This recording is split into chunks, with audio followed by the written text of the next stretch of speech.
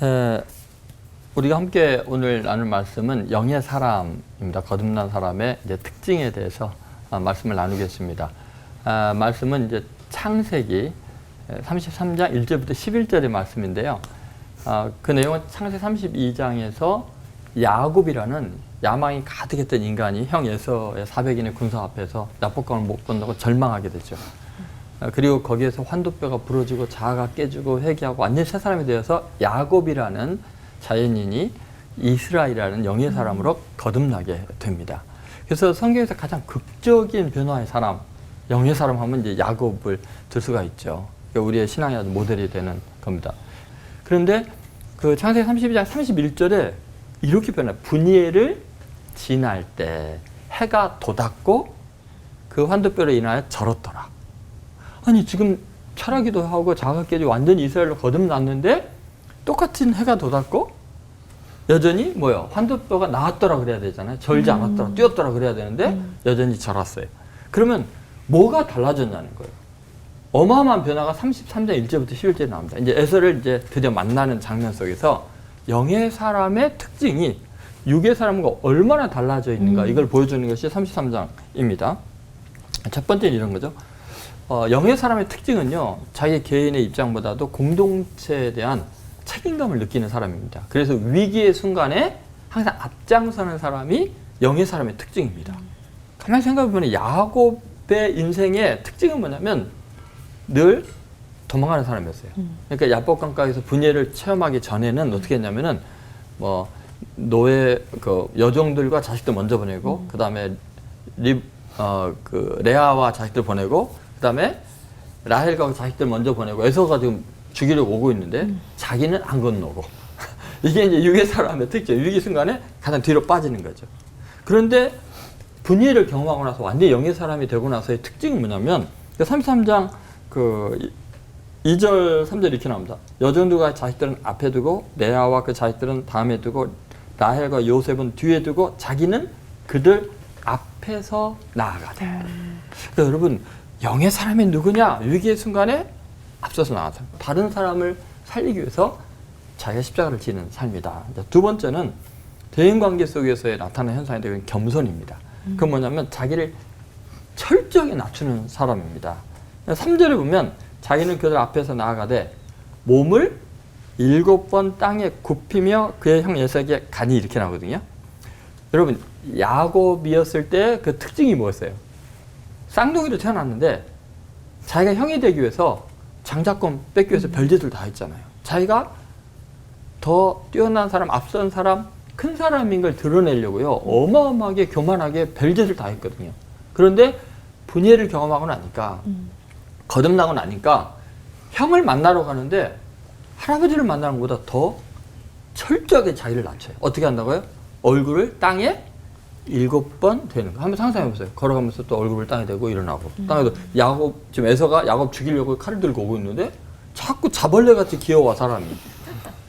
그래서 겸손한 모습이 나온 거고요. 그러니까 여러분 교회에서 뭐 거듭난 사람이 누구냐는 대번에 드러납니다. 자기 잘났다는 사람들은 야곱이고 이제 자기를 낮추는 사람은 이스라엘이다. 그렇게 하면 되겠죠. 세 번째는 물질 관계에서요. 굉장히 특징이 나타나는데 베푸는 것을 은혜로 여기는 사람입니다. 여러분 야곱일 때는요. 자기가 받고 누리는 것을 내 거 만드는 것을 은혜라고 생각합니다. 거듭난 사람의 특징이 뭐냐면 내가 저 사람 도와줄 수 있게 해주셔서 너무 고맙습니다. 베푸는 것을 은혜 받았다고 생각해요. 여러분 그래서 이렇게 말해 에서가 또 이르되 내가 만난 바 이 모든 때는 무슨 까닭이냐 이렇게 물어보니까 야곱이 이르되 내 주께 은혜를 입으려 함이니이다. 아니 지금 무슨 은혜를 입으는 거예요? 형님께 이거 다 드리겠으니까 나에게 은혜를 베푸는 마음으로 제발 이거 좀 받아주세요. 어때요? 야곱일 때는 어땠죠? 형 거 뺏으려고 장자권 축복권 다 뺏으려고만 했잖아요. 그러니까 여러분 한번 경험해 보세요. 진짜 영의 훈련을 한번 해보세요. 자꾸 주는 즐거움. 그러면 이 맛을 압니다. 그 은혜를 받는 마음으로 베풀어요. 내가 너 도와줬다. 이거는 육의 사람이에요. 그런데 영의 사람은 남 도와주면서 나에게 은혜 베풀으셔서 고맙습니다. 그런 거죠. 그 다음에 마지막으로는요. 하나님과의 관계에서 영적인 시각이 열리는데 그건 뭐냐면 누구에게서나 하나님의 얼굴을 보는 사람이에요. 여러분 그 에서를 탁 만났을 때 야곱 입에서 처음 그 형에 대한 평가가 이렇게 나요. 내가 형님의 얼굴을 배운 즉 고릴라의 얼굴을 본 것 같습니다. 왜? 털복숭이잖아요. 더구나 막 혈기가 왕래갖고 막 지금 잡아 죽이려고 모래바람 일으키면서 왔으니까 얼굴이 뭐가 됐겠어요? 사람 형상이 아니겠죠.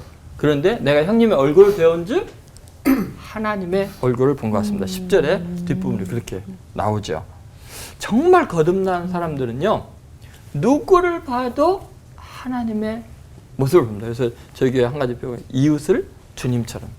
이게 영의 사람, 하나님을 인식하는 사람은 늘 누구에게서나 하나님의 얼굴을 보는 거예요. 한번 옆 사람과 인사해 보세요. 당신의 얼굴을 보니까 해보세요. 네. 고릴라를 본 것 같습니다. 하나님을 본 것 같습니다. 근데 그게 영의 사람이에요. 그래서 여러분 뒤에 있는 사람이 온통 하나님으로 가득한 그런 은혜가 저와 여러분에게 함께하기를 간절히 소망합니다. 아멘. 기도하겠습니다. 하나님, 저희는 너무나 육에 속해서 야곱의 모습으로 살아가고 또 그렇게 탐욕스럽게 교만하게 무례하게 살았습니다. 주님, 이제는 이스라엘의 삶, 영의 사람으로 살아갈 수 있게 저에게 은혜 베풀어 주옵소서. 아멘. 예수님의 이름으로 기도드립니다. 아멘. 아멘. 극적으로 영의 눈이 떠졌던 인물 중에 하나가 바울이 아닐까 싶은데요.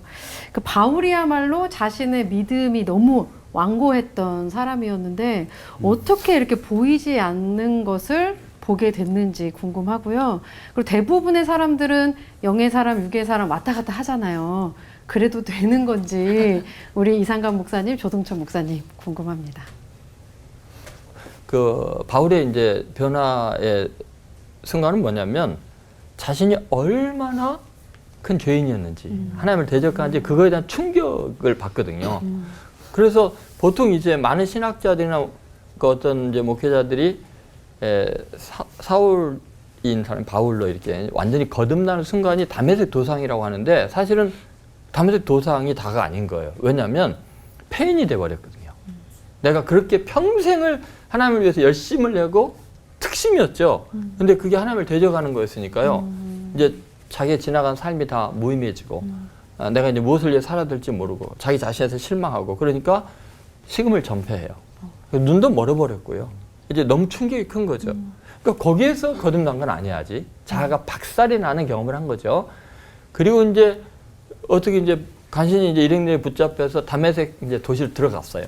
거기서 이제 예수 믿는 사람 잡아 죽이려고 하고 다 명단을 갖고 있는데 갑자기 밖에서 누가 똑똑 두드리는 거예요. 이제 사도행전 9장이 나오죠. 누구세요? 하니까는 아나니아라고 하는 거죠. 아, 이제 죽었구나. 내가 잡으려고 했던 다메섹의 유력한 그리스도인.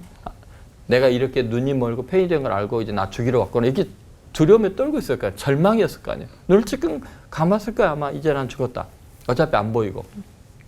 그런데 갑자기 아나니아가 뭐라 하냐면 다가오더니 끌어안고서 이렇게 말합니다. 이 원수야. 그렇게 안 하고 뭐라 그래요? 형제 사울아. 이게 너무 충격이었을 것 같아요. 자기는 저 사람 잡아 죽이려고 하는데 저 사람은 자기를 끌어안고 형제라고 부르고 그 다음에 주께서 너의 눈을 뜨게 하신다. 안수에서 성령으로 충만케 하신다. 너는 이방인을 위한 택한 하나님의 그릇이다. 그랬을 때 완전히 무너지는 거죠. 왜냐하면 성경의 하나님이 현실 속에서 피부로 느껴지게 그 사랑이 느껴지는 거예요. 자기가 연약한 상태잖아요. 최악의. 그리고 자기가 죄인된 상태이고 심지어 원수된 상태인데 하나님의 사랑이 마음에 부음받은 거. 로마서 5장에 5절부터 11절에 나온 대로 내가 연약할 때 그리스도께서 나를 위해 죽으셨다. 내가 죄인 되었을 때 그리스도께서 나를 위해 죽으심으로 우리에게 대한 자기 사랑을 확증해 주셨다. 내가 원수 되었을 때 하나님이 자기 아들을 화목 제물로 보내서 우리와 화목하게 하셨다. 여기에서 안 무너질 수가 없겠죠. 그러니까 한 사람이 영의 사람으로 되는 과정에는요, 굉장히 많은 점진적인 과정을 거쳐서 그렇게 강팍했던 폭행자가 위대한 사람으로 바뀔 수 있는 것 같아요. 이런 과정이 있었지 않나 이렇게 생각합니다.